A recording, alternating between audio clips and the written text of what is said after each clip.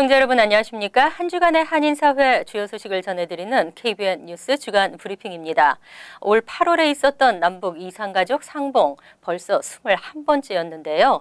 하지만 제위동포들의 이산가족 상봉은 1953년 정전 협정 이후 단 한 차례도 성사된 적이 없습니다. 미 시민권자는 예외로 한다는 이산가족 합의서 때문입니다. 하지만 이번에는 10만 명에 달하는 제외동포들의 만남이 이루어질 수 있을지 기대를 모으고 있습니다. 이차희 전미 이산가족 상봉추진위원회 사무총장에 따르면 미주 한인 이산가족 연합인 이산가족 USA 대표가 국무부의 북한 관련 정책 담당 고위 관리와의 통화 내용을 알려왔다며 국무부 관리는 이산가족 상봉 문제를 대북 정책의 우선 과제로 재조정했으며 2차 북미 회담 전에 이산가족 상봉을 할 수도 있다고 밝혔다고 전했습니다. 또 미북 이산가족 간 상봉 행사가 성사되면 영상이나 전화 상봉 형태가 될 것이라고 덧붙였습니다. 이 사무총장은 미주 한인회 총연합회와 함께 상봉을 희망하는 제미 이산가족의 1차 명단을 작성해 국무부에 전달할 계획이라고 밝혔습니다. 자유아시아방송에 따르면 국무부 관리는 이달 중순 워싱턴을 방문한 조명균 통일부 장관과도 만나 이산가족 상봉과 관련한 남북협상의 진전과 제미 이산가족 상봉의 현실적인 방안을 논의한 것으로 전해졌습니다. 상봉추진위원회 측은 미북 정상회담이 내년 1월에 열릴 경우 마이크 폼페이오 국무장관과 북한 대표부의 고위급 회담은 12월 말에 이루어질 가능성이 많기 때문에 그 전까지 화상 상봉자의 명단을 제출해야 한다고 밝혔습니다. 상봉을 희망하는 사람은 상봉추진위 남동부 지부나 각 지역 한인회 등에 신청하면 됩니다. 뉴저지 한인회의 차기 회장 후보자가 이번에도 나오지 않았습니다. 회장 후보자 찾기 매 회장 선거 때마다 반복되면서 뉴저지 한인회의 근본적인 체질 개선이 필요하다는 지적입니다. 지한샘 기자입니다. 지난 10월 15일부터 차기 회장 후보자 등록을 받아온 뉴저지 한인회. 등록 마감일이었던 11월 9일까지 후보자가 나오지 않자 뉴저지 한인회 선거관리위원회는 후보자 등록 마감일을 연기하고 후보자 찾기에 나섰지만 결국 마감일인 어제까지 후보자가 나타나지 않았습니다. 마지막까지 등록이 없었습니다. 그래서 참 선관위로서는 한인사회하고 한인회하고 중간에서 어렵게 노력을 했지만 결국은 이 후보 등록이 없었던 게 너무 안타깝고 아쉽습니다. 뉴저지 한인회는 지난 26대 회장 선거부터 이번 29대까지 4차례 이르는 기간 동안 이 후보자가 나타나지 않는 사태를 이어가게 됐습니다. 선관위 측에서 이 후보를 독려하고 부담을 줄이기 위해 후보자 공탁금 3만 불을 절반으로 내리는 등 자구책 마련에 나섰지만 이마저 이사회 거부로 무산되면서 한인회를 바라보는 시선도 곱지만은 않습니다. 뉴저지 한인회는 내달 중으로 역대 회장단으로 구성된 비상대책위원회를 소집하고 회장단의 청거를 통해 차기 회장을 뽑게 됩니다.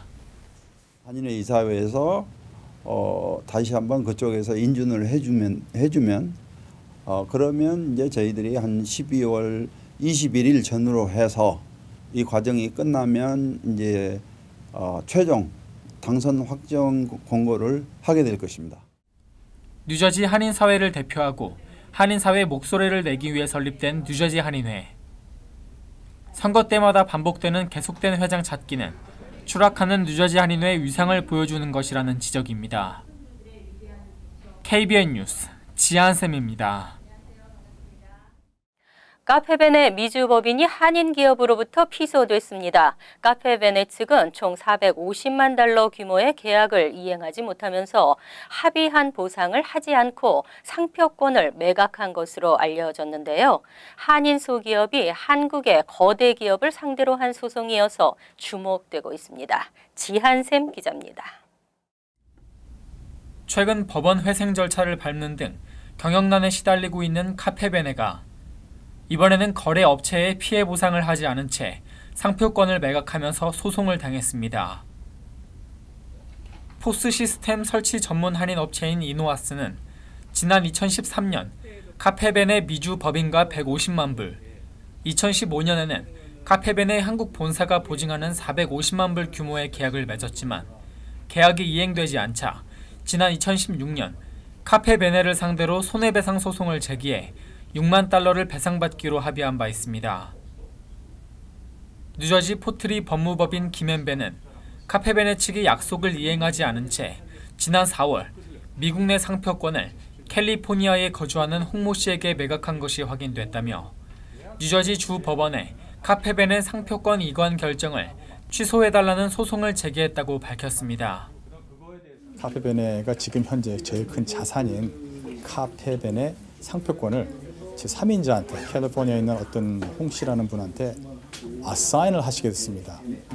그 아사이먼트에 대한 것들이 맞지 않다고 해서 지금 저희들이 새로운 소송을 하여 그 미스터 홍과 카페베네를 상대로 소송해서 김봉준 대표 변호사는 카페베네 같은 대형 업체가 작은 동포회사를 상대로 정당하지 못한 사업을 벌이는 현실이 매우 안타깝다며 이번 소송을 통해 카페벤의 미주 상표권을 가압류하고 이를 기반으로 손해배상을 받도록 노력하겠다고 말했습니다.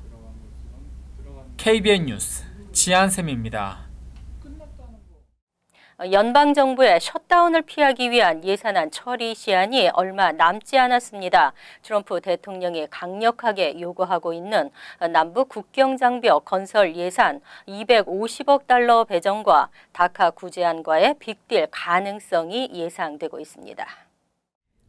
연방 상원 민주당 지도부인 에이미 클로부차 법사위 민주당 간사는 ABC 방송에 출연해 약 180만 명으로 추산되는 드리머에게 합법 신분을 부여하는 등의 이민 개혁이 동반된다면 더 나은 안보를 위해 국경 장벽 건설 예산 배정에 찬성할 수 있다는 입장을 보였습니다. 트럼프 대통령은 최근 중미 국가 출신 이민자 집단인 캐러밴에 대거 미국 입국이 임박하자 연방정부의 셧다운 가능성까지 언급하며 국경 장벽 건설 예산 배정을 의회에 촉구하고 있습니다. 대통령은 특히 지난 중간선거 결과로 내년 회기부터는 연방 하원의 주도권이 민주당으로 넘어가기 때문에 공화당이 다수당의 지위를 차지하고 있는 올해 안에 국경 장벽 건설 예산을 처리해야 유리하다고 판단하고 있습니다. 따라서 연방정부 예산안을 처리해야 하는 12월 7일 이전에 두 가지 현안을 맞교환하는 빅딜이 이루어져 예산안에 포함될 가능성이 주목되고 있습니다. 연방 상원에서는 지난 2월 8명의 공화당 소속 의원을 포함한 양당 의원들이 초당적 이민 개혁안을 추진했지만 무산됐었습니다. 이 법안은 드리머 180만 명에게 10년에서 12년 후 시민권 취득까지 허용하는 대신 국경 장벽 건설 등의 10년간 250달러의 예산을 배정하는 내용입니다. 또 연방 하원에서도 지난 6월 국경 안전 이민 개혁 법안이 추진됐지만 역시 통과되지 못했습니다. 전문직 취업비자 소지자의 배우자 비자인 H4의 노동허가 폐지를 위한 절차가 진행되고 있는 가운데 이를 막기 위한 법안이 추진됩니다. 안나 애슈, 조 로프그렌 연방 상원 의원 등은 H4 비자 소지자에 대한 노동허가 EAD 카드 발급 해지를 금지시키는 내용의 법안을 발의하고 입법 절차에 들어갔습니다. 로프그렌 의원은 트럼프 행정부가 미국 경제에 도움을 주고 있는 이민자 가정을 위협하는 불필요한 정책을 펴고 있다고 강조하며 H4 비자 소지자에 대한 노동 허가를 폐지해서는 안 된다는 입장을 분명히 했습니다. 이번 법안 발의는 연방국토안보부가 지난주 연방관보에 H4에 대한 EAD 카드 발급을 중단한다는 규정을 고시하고 마지막 폐지 수순을 밟고 있는 데 따른 것입니다.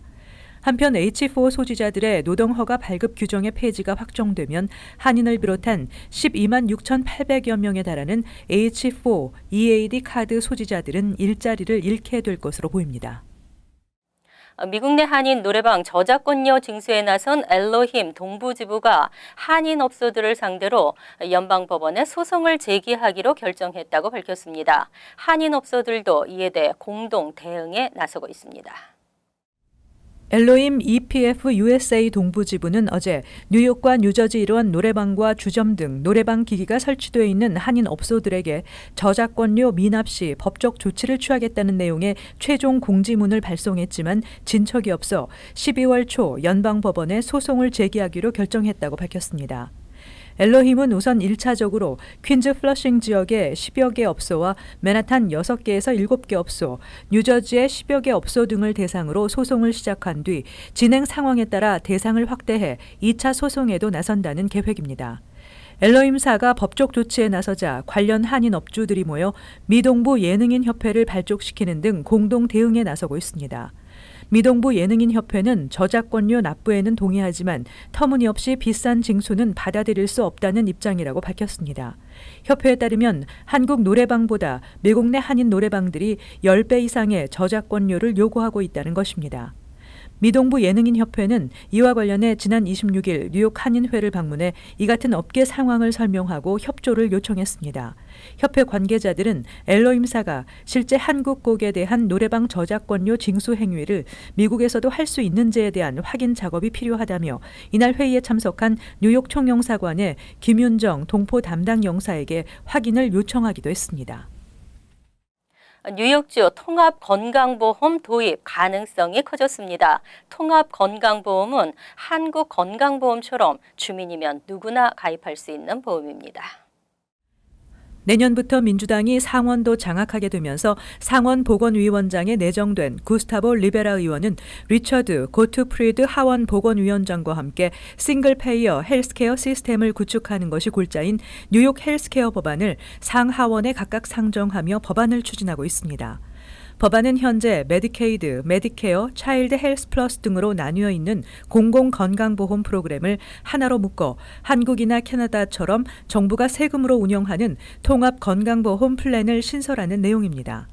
특히 연령, 소득 수준, 지병 유무, 자산 등에 관계없이 주민이면 누구나 가입할 수 있고 네트워크 제한 없이 의사 선택도 자유로우며 입원 치료와 예방적 의료 행위, 처방약과 재활치료, 치과, 시력, 청력 등도 모두 커버하도록 하고 있습니다. 이 법안은 지난해와 올해를 포함해 4년 연속 주 하원을 통과했지만 공화당이 주도한 주 상원에서는 보건위원회 안건으로 채택되지도 못한 채 무산됐습니다. 그러나 지난 중간선거 캠페인에서 대부분의 민주당 소속 주의원들이 통합건강보험 시스템 도입을 주요 공약으로 내세웠기 때문에 내년에는 주의회를 통과할 가능성이 매우 높은 상황입니다. 플랜이 시행되면 뉴욕은 전국에서 첫 번째로 주 자체 통합건강보험을 운영하는 주가 됩니다.